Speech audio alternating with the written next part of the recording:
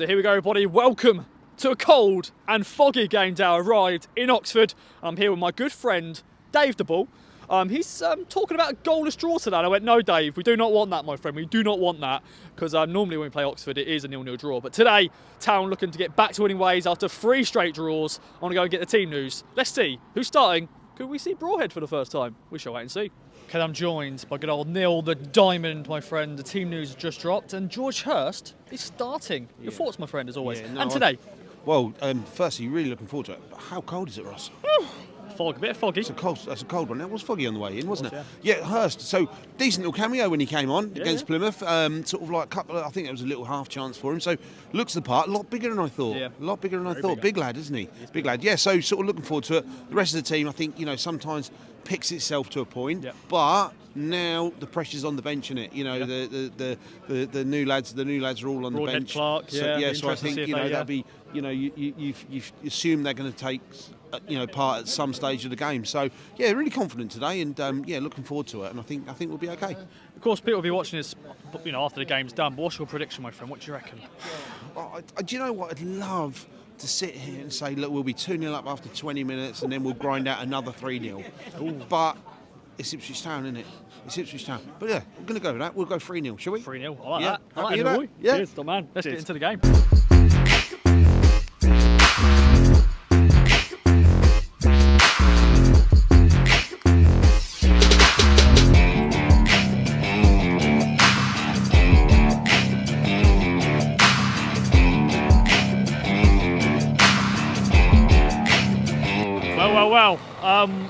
Ipswich Town have lost 2-1, we think, against Oxford. Very foggy day here at the Kassam. I'm here with Matty Worrell. A disappointing defeat, but we didn't really see much, did we, Matt? No, quite like at least half me money back. I could only see half the pitch. Well, you came up outside, came back inside from outside at half time, and it had gotten 10 times worse, and you were just thinking, this is a farce, this is carrying on, really, but carry on it did, and I was just kind of going on what that sort of Oxford stand behind the goal was doing noise-wise, because I couldn't see anything at that end, so I'd got no idea what happened. If I don't see a goal, does it count? Yeah, I think so. To be fair, what I saw was a bad little strike, really, for the winner for fair Oxford. Enough. No, fair enough. They've had to play in them conditions as well, and they've won in them conditions, so I guess fair enough, But yeah. What a weird day that was. You were in front of me and I was like, Ross, I can't see anything. Yeah, it was it's unbelievable. Of the football I did see, we weren't brilliant. No. Especially in the first half until we got the goal. But I thought, considering this is the team we beat 3-0 at Portman Road, we were way off it today, I thought, on what I could see. But I think it's, as much as this result's miserable, I think we're all just baffled about what's gone on. The referees calling the captains over, and it was just chaos, wasn't it? It was, mate. And of course, it was before the game. It was a bit foggy, and we were like, okay. But then when it got a bit darker, second half, on the hour mark, it's like no one could see anything. Yeah, it's hard to talk about the football, really, isn't it? Because we couldn't see much of it. It's like a weather report now. We're Weather Channel KOA. Pretty much. It's a really deflating result. Yeah. As much as we're all joking about the weather, it's a really poor and disappointing result, and obviously results have gone against us today, and it feels like everything's just slowly getting away from us, so I don't really know where we go from here. I thought when I wasn't too impressed with Hurst. I think he found it quite hard to get in the game personally. He did have a chance. Maybe if he was a bit more match sharp he would have tucked that away, but I think he found it hard to get in the game. I think if I was McKenna, I'd have gone with Ladapo, just because he's more match sharp. But you've got to play people to get them match sharp, and you don't see why he's done it. But yeah, deflating. I guess thankfully, in a way, we've got a cup break now. We've got Morecambe on Tuesday night.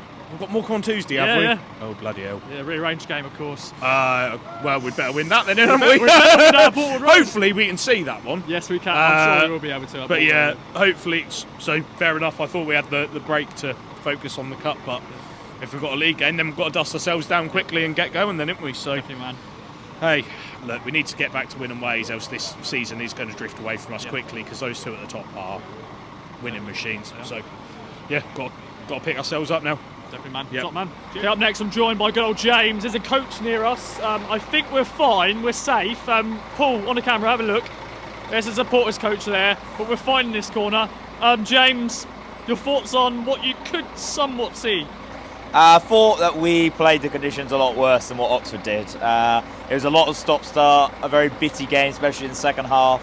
And I think we spent too much wondering, like players on the pitch complaining or wondering, like what the hell was going to happen, rather than actually trying to get down and play the football which we've played in the past few months.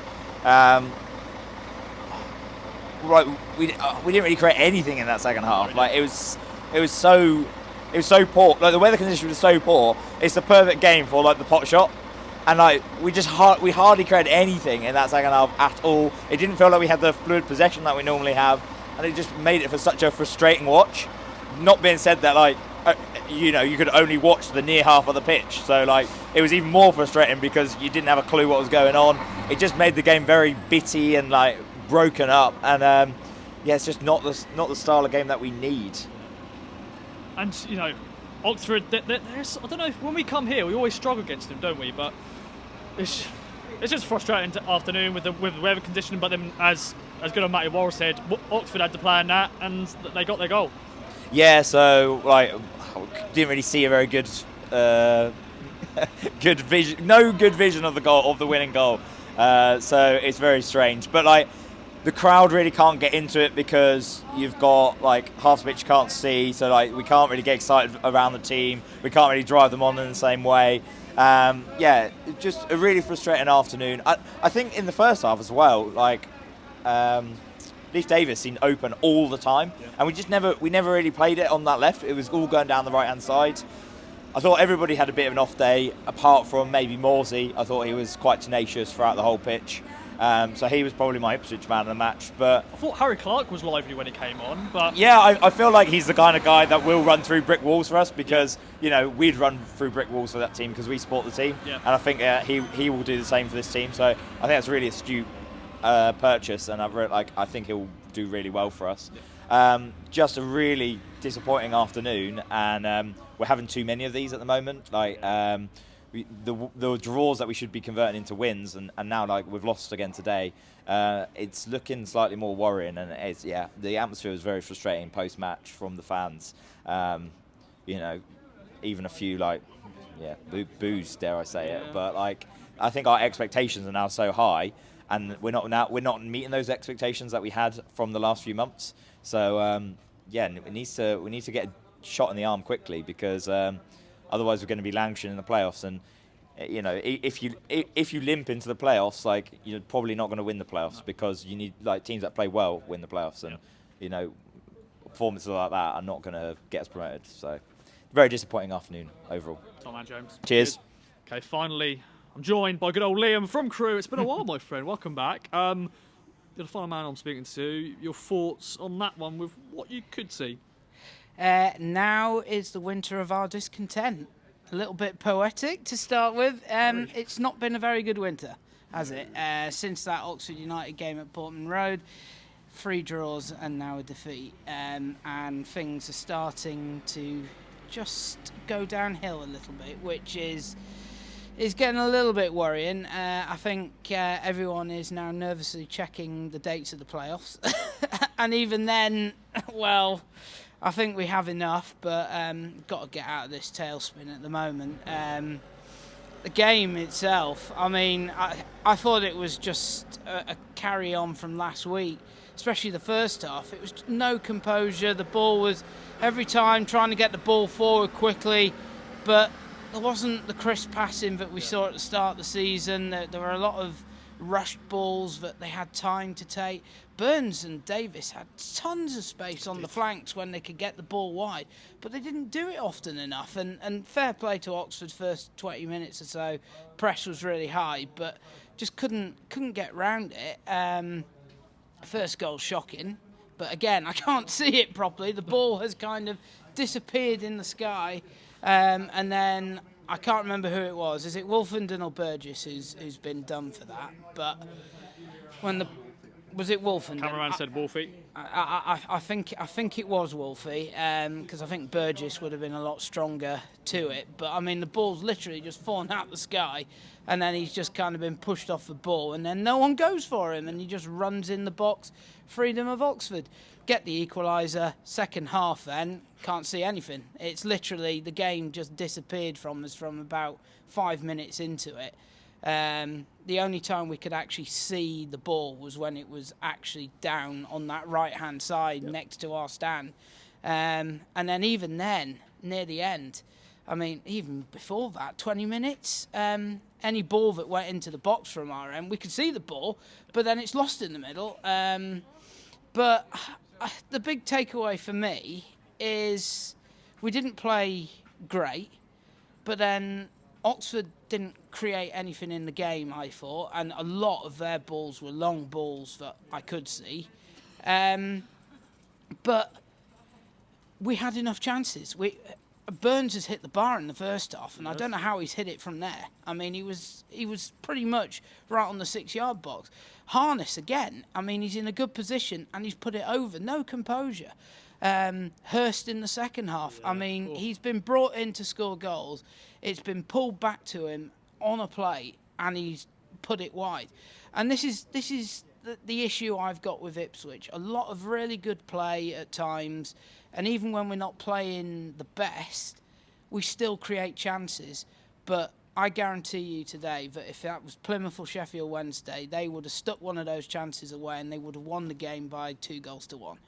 And they would have gone away with 3 points. Ipswich, and we're not scoring enough goals. The game was there in the second half, and even before it all disappeared. I mean, that Hurst chance, it's different. And then we hit the bar again in the last minutes from Clark, was it? I think, which would have been a pretty good debut to snatch a point. But again, it's not on target, and that's the problem. There isn't enough. We aren't scoring enough to kill off teams, and we've known that all season. And again today, it's gone the other way. They've got a goal. I didn't see that either. I don't know what happened. What I saw, it wasn't a bad little finish, but yeah.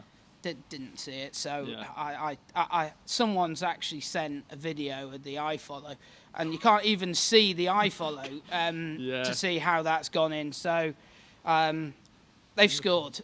All we could hear was the roar, which told us they scored. But I mean, we should have been ahead at that stage. We had enough chances in that game to win it, and this is going to be the problem going forward. The tight games do Ipswich have the clinical enough finish to steal the goal that wins us the game in these tight matches? And at the moment, sadly, it's a no. And well, we're talking about now having to start winning. We're going to have to win games. Yeah, someone's just dragging this thing here. That's very loud. If you heard it on the microphone, sorry about that. But to Liam, to sort of end the video, do you think will be the catalyst of our downfall? You know, for the top 2/playoffs. You know, I don't want to feel negative, but just the last few weeks has just been a bit disappointing. I think. Look, I can understand why people are negative, and I can understand the apathy.